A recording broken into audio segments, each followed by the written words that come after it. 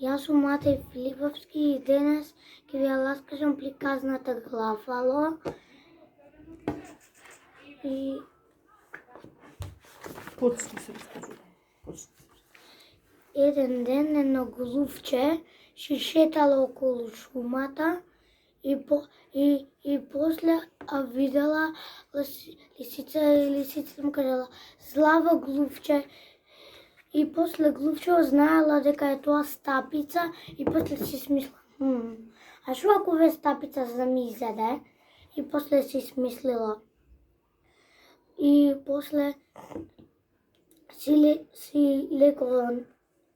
Лиска, ја не можам да доам на појотот, знам дека и ќе ми кажеш. И после лисицата кажа, што не може? И после не можеш, ќе одам ке еден Глафало на поја. Токи Глафа, и она кажала, Глафало, кој е Глафало? Глафало е ова најслашното животно у шумите. Има